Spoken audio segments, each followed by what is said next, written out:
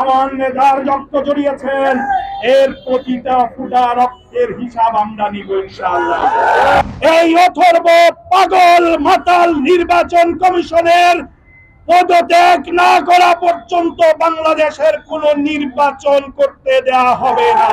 সিলেটের মানুষ নিজের অধিকার বুঝে 21 জুন সিলেট রাজশাহীর নির্বাচন আমরা বয়কট করেছি। ইন্তেকাল কমিশনকে পদত্যাগ করার জন্য আমাদের যে আন্দোলন সংগ্রাম শুরু হয়েছে,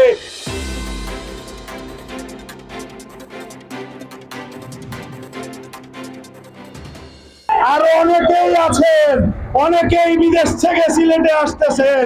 কথা বলে দিচ্ছি, বিমানবন্দর থাকবে, বিমানও থাকবে, কিন্তু ফেরত যাওয়ার টিকিট আপনারা পাবেন না। ফেরত যাওয়ার টিকিট আপনারা পাবেন না। কি মনে করেছেন বাংলাদেশের জনগণকে? কি মনে করেছেন? কত আর রক্ত ঝরাবেন? ৭১ লক্ষ লক্ষ মানুষ রক্ত ঝরিয়েছে, সেটার ইতিহাস স্মরণ করেন।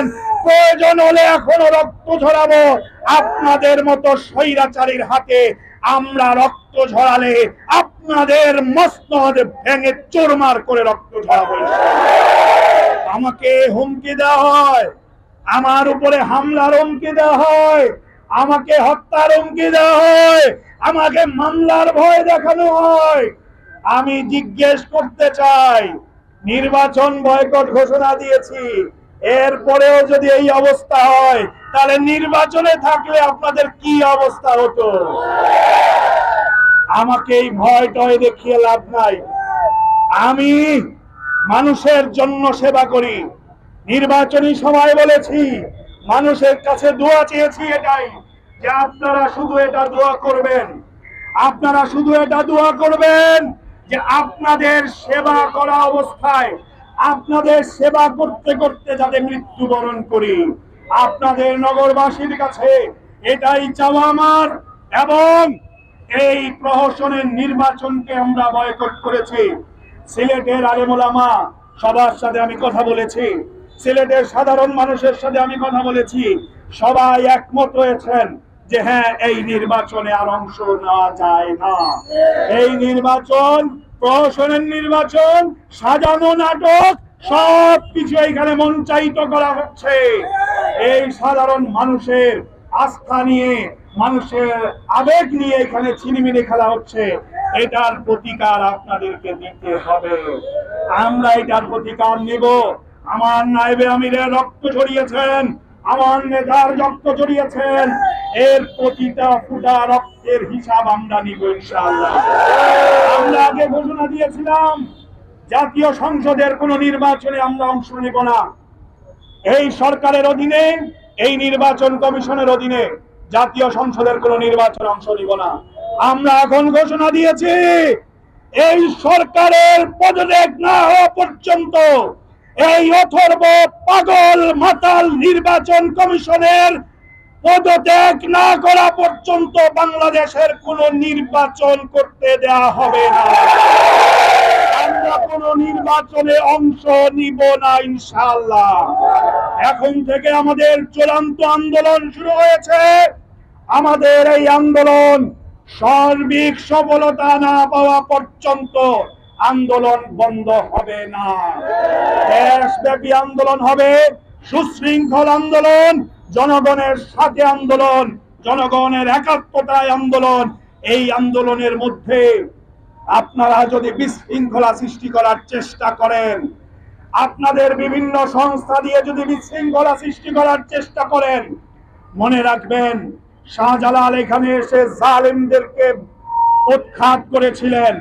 সিলেটের মানুষ বীর, সিলেটের মানুষ প্রতিবাদী, সিলেটের মানুষ নিজের অধিকার বুঝে। আপনারা সিলেটের সমৃদ্ধি নষ্ট করবেন আর আমরা বসে বসে দেখব, সেটা হতে পারে না।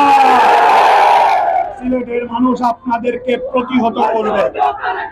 আমরা আজকে বিক্ষোভ মিছিল করব।